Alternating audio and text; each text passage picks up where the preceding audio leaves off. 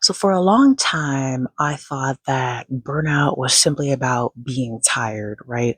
I thought the solution was getting more sleep, taking a break, finding a better routine. But looking back, I know for a fact that the burnout was not only physical, it was truly revealing things that I had been ignoring for an incredibly long time. For context, I'm 33, so at least a decade, there were certain things that I was ignoring. There were questions that I didn't want to ask. There were needs that I didn't, couldn't, or wouldn't acknowledge. There were limits that I didn't want to accept. And sometimes I wonder if burnout wasn't just exhaustion. What if it was something more? What if it was a whisper, if you will? What if it was an invitation to really pay attention to what was going on in life? And that's what we're going to explore in today's video. Today, we're going to be talking about, is burnout coming from the Lord? And again, on this channel, I'm a Christian, and a lot of topics that we're going to be talking about are going to either address the Lord in some way or something along those lines. So just keep that in mind. But if you don't happen to be a Christian or you don't subscribe to Christian beliefs, you can still watch freely. There's no problem there. So the thing about burnout is that burnout really forced me to stop running, constantly achieving, being a workaholic, staying busy, just trying to avoid those deeper questions and using productivity as a distraction, hiding behind work, using work as a coping mechanism. And sometimes I would actually say that to people around me where it was like, oh, I'm just coping through work, especially when it comes to grief. It can be hard to cope with when you're just sitting still and you're sitting in silence. So if you're programmed to cope with work or constantly being busy, it's not just something that you can just turn off. So I understand that, but we never slow down enough to actually listen. I don't mean listen with the cochlear, right? The ear canal, but really listening to your body physically, mentally, emotionally, and spiritually as well. There's a difference between peaceful stillness and stillness that is unsettled, where there's still this anxiety. There's still this, like, ooh, the towel's going to drop type of situation. Burnout created a stillness that I didn't choose. And that stillness was not a calm, quiet stillness. It was a very unsettled, still feeling. And sometimes the thing that finally makes us stop is the thing that we've been trying the hardest to outrun, which is oftentimes the person right between our ears, right? Ooh, yeah, we're getting in deep. We're peeling back some layers today, right? Notice I said we, because we're all a work in progress, including myself. So we really had to get down and dirty and gritty and just into the thick of it to figure out what's going on and being for real. So, what are we avoiding by staying busy? What questions surface when everything gets quiet, when we're laying in bed at night and we are staring at the marks in our ceilings and it's just us and our thoughts? What questions come up? Even when we're going about our day or we have moments of silence during our day, what are we really thinking about? What comes to mind? Burnout is going to reveal what's out of alignment. I don't even mean alignment in a woo woo way, I mean it in a very factual, literal way. It will reveal to you heavy what is out of alignment. Your values versus reality. You say yes too often, carrying responsibilities that aren't yours, people pleasing. And of course, all of these go hand in hand, right? Ignoring boundaries. And by boundaries, I mean healthy boundaries. Remember, you set boundaries for yourself, not for other people, but for yourself to keep you safe, especially in your mental real estate. And then living from obligation, which goes back to the people pleasing, which goes back to the need for better boundaries. They all go hand in hand. So it will put that smack in your face where you can't avoid it anymore. You squish it and you squish it and you suppress it, but it's going to surface. It's like a, what do you call it? a crock pot. Soon enough, the pressure is going to have you,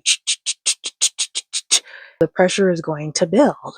So you have to release that pressure. You have to really look at, okay, what am I doing in my life that's having more output rather than input? Now, sidebar, I'm an empath. They're the people who get it, get it. We are givers. People who are just givers in general, we give a lot, whether it's personally, professionally, whatever. We give a lot. So we are programmed by nature to live an obligation to everybody else. And it is one of the hardest things to overcome in your life because you oftentimes feel like a failure when you have to say no. And it doesn't even have to be the actual word no, it could be like a form of the word no in some capacity or another, but it's okay. That's a part of that realignment, which we're going to get to in a minute. But burnout often exposes what busyness allows us to hide. And we can call it productivity. And yes, maybe in some way it is productive, but is it really though when it's a coping mechanism? It's kind of a fine line to tread, right? It's a very, very, very, very fine line to tread there. So you have to ask yourself, what do I already know but refuse to admit? Or what do I need to discover that I really didn't know? Because sometimes we just grow up in environments where we don't know certain things or we're unsure about certain things. So some stuff people just generally may not know because they're a product of their environment. And I completely understand that. And I respect that. Of course, people come from so many different backgrounds, so many different home lives.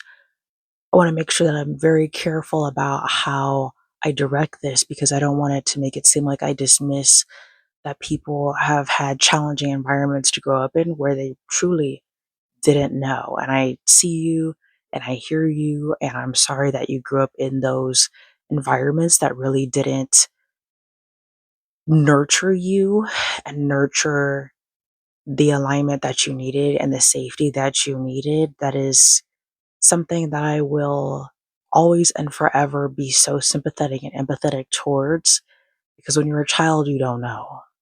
A lot of us are healing, excuse me, a lot of us are healing. Hello. A lot of us are healing from these childhood wounds that we didn't even realize we had, and some have it much worse than others. I consider myself very fortunate that I grew up in a home that overall was very safe, very protective, very moral with their standing. Was it perfect? Absolutely not. But no family is perfect, even though families should strive to be as well behaved as they should be. So we're going to get us a little hydration. Let's take us a little hydration break. Amen. This is part of recovery too, making sure you're hydrated. Here's the thing, like discussed last video, sometimes we could see burnout as like a punishment. Women in particular feel this heavy guilt and shame around burnout, and it happens in cycles. Women, we literally have a cycle, obviously, and that cycle can affect the burnout cycle. They do go hand in hand, believe it or not. So, say for instance, when you're in more of your follicular, for example, and luteal, that's when you start to feel kind of like, kind of iffy, right? And then you start heading towards your menstrual and stuff like that. And we're all adults here. So, yes, we will talk about adult issues like periods. If that's something you're too immature to want to discuss, you can click off the video. But we're all adults here, or should be anyway, and talk about mature issues like how women's cycles affect them because it clinically and scientifically does. So when you're in your luteal phase in particular, that's when your hormones really start to act ugly, if you will, and where you can start to feel more tired. You can start to kind of feel more depressed because your mood is starting to shift. So you look at your ovulation phase, right? You're like, hey, I'm that girl, whoop de woo, whoop de woo. This is the exact opposite of that, right? Where you start to feel like, I look like crap, I feel like crap, I just want everybody to leave me alone, I want everybody to be quiet, blah, blah, blah. First of all, that's perfectly normal. Don't let anyone make fun of you because of a perfectly natural biological process that happens to you every single month for at least 50 to 60 years. Like, please, we're too grown to be making fun of women's hormones and periods and cycles and all that, especially coming from people who are seriously uneducated on how they work. So we're stopping that today. So you can start to feel more discomfort around burnout, even based on your cycle. You can start to feel more like a failure. But here's the thing, cycle or not, God isn't using burnout to punish you. He's not. He wouldn't do that. I'm speaking more so to the Christian women here, but anybody, God doesn't use burnout to punish people. It's a natural part of life, especially in this day and age with all that we got going on. It's not a sign of weakness, and you need to be able to switch your mindset from condemnation to self compassion. Easier said than done, I know, and it is going to be something you have to work on every single day. Of course, you may have to deal with it a little less when you're in your peak state biologically, if you will, compared to when you're not. But at the same time, it's something that you're still going to have to balance out. Now, does that mean you don't hold yourself accountable for when you could do better or when you have room for improvement?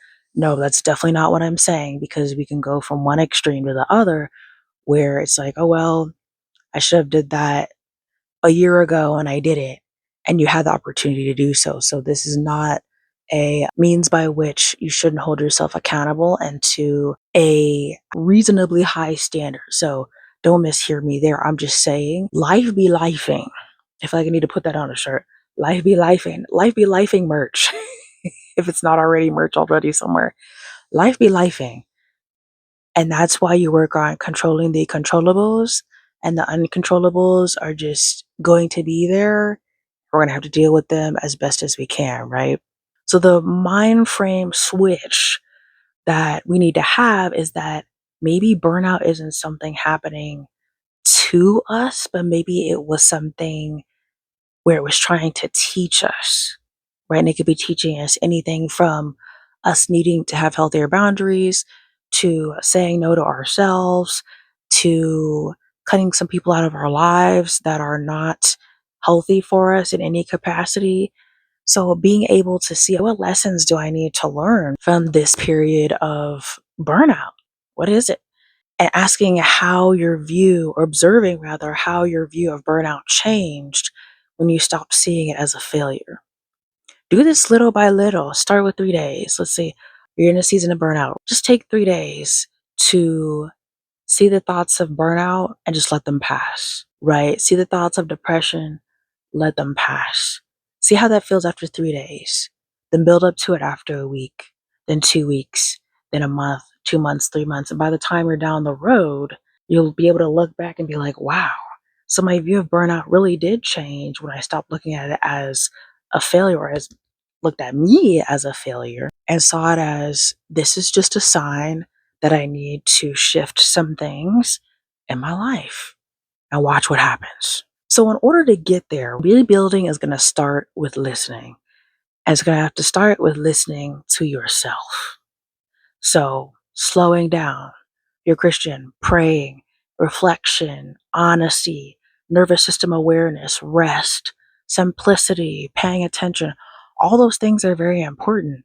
And the simplicity aspect in particular is important because we love to make systems complicated because we feel like they're more productive, or they look like we're actually doing something. There's this optic that the more complex, the more factors we have attached to something, the more you could be like, yeah, I ate that. Girl, no. Keep it so deathly simple that literally a child could get it. And that's not saying that to be insultive. I'm just saying have it so simple, right? Start with the basics. Let's say, for example, if you're getting up in the morning and you're looking at your phone, guilty, we all have been, especially in this day of social media.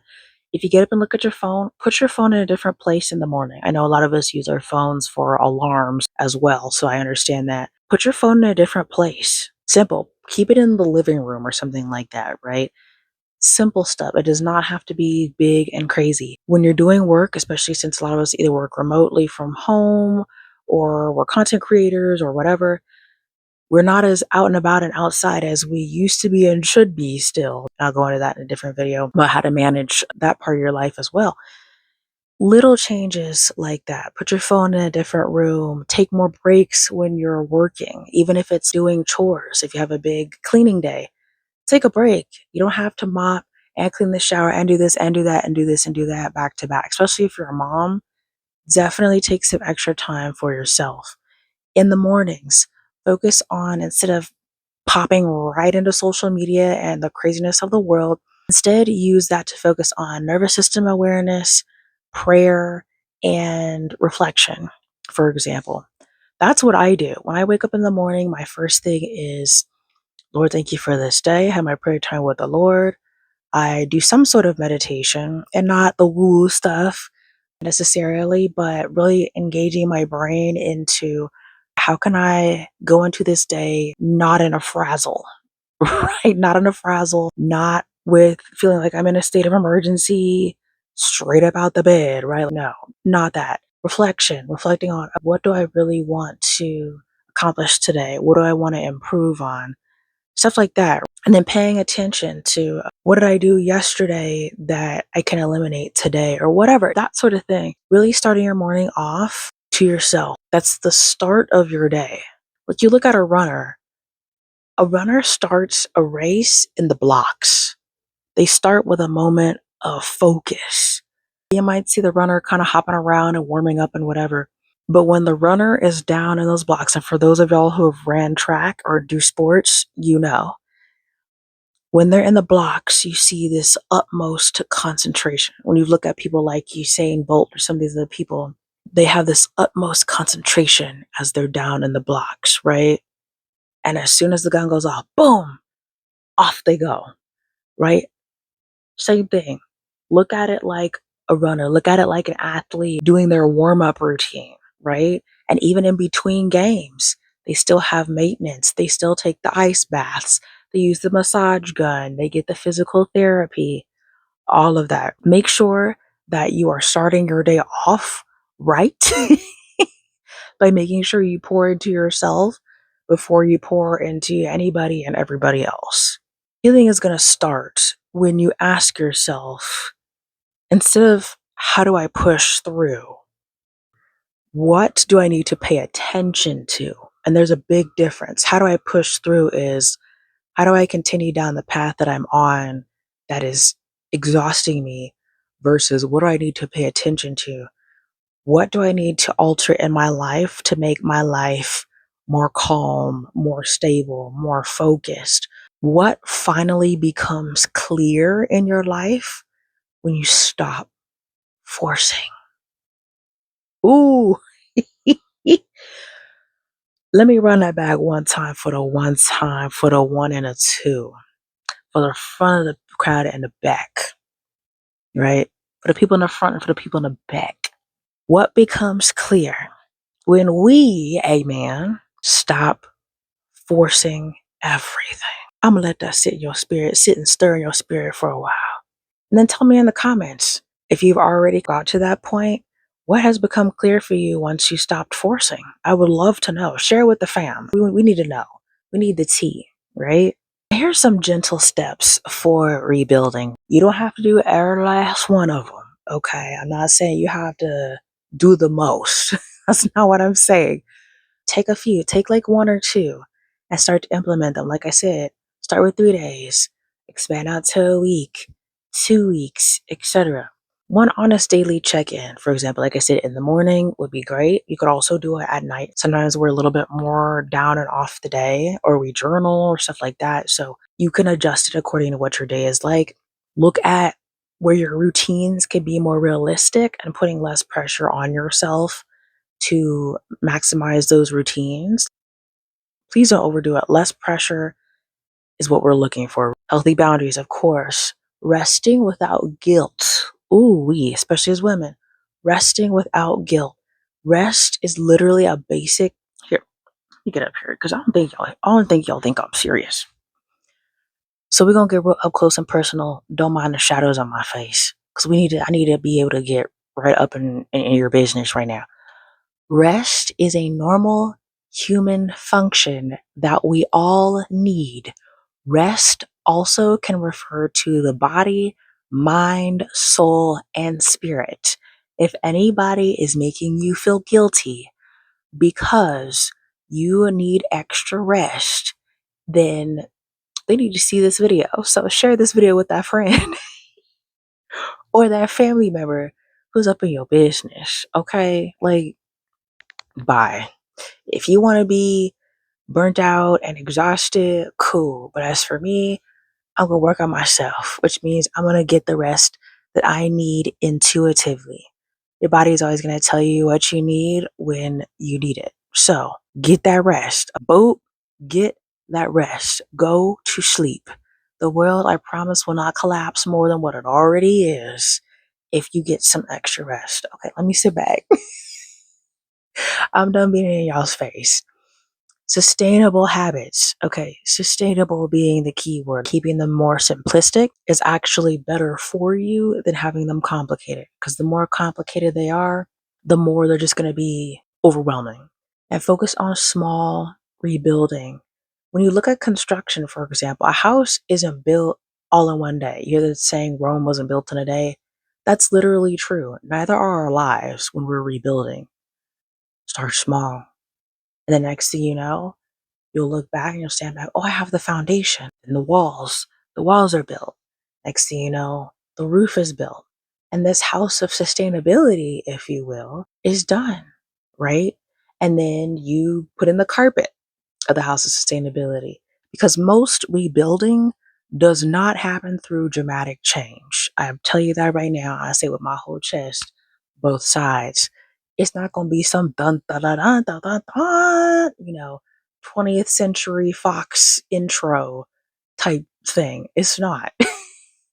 Sometimes it's going to be quiet. Sometimes you're going to be crying. Sometimes it's going to suck. Sometimes it's going to be very painful. But here's the thing. That time that you hit pay dirt, where you finally begin to accomplish that rebuild through these small acts of attention repeated consistently, they're going to have to talk to you real nice. Real nice. They cannot talk to you anyhow. They will not. See, it brings up my Nigerian auntie to talk about. They'll have to talk to you real nice, because the tiny practices that help you reconnect with yourself are more valuable than any sort of riches or earthly gain that you could ever have. Much, much more than any gain that you could ever have in your life, whether it's money, cars, whatever. That is something that is invaluable and that can't be destroyed, because you have made the decision firmly to do it for you. So you're really the only one who can make or break it. So I don't think every experience of burnout means the exact same thing. And I'm certainly not saying that God causes burnout, because he doesn't. But I do believe that burnout can reveal things that we're too busy, too afraid, and too overwhelmed to notice. I truly believe that. And sometimes it reveals that we've just been carrying too darn much. Too darn much.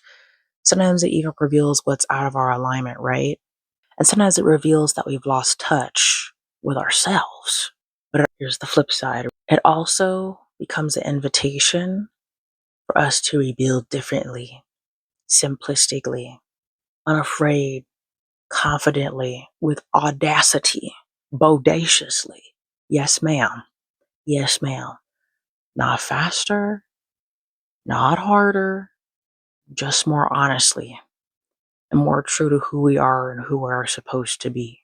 So, what I would absolutely love and adore to know is, have you ever had a season where slowing down revealed something important that you couldn't see before? I would love to hear your experience in the comments. Again, this channel is meant to be interactive, not me just talking at you. In fact, not me talking at you at all, but me talking with you, sharing our experiences. Sometimes you just don't know when your feedback or your experiences are going to truly resonate with somebody. So let's chat in the comments below. And thank you so much for coming back to the channel. It is an absolute honor and pleasure to have you here. Hit that subscribe button and tap that notification bell to on so you can see more videos like these. And I will talk to you soon, friend. Peace.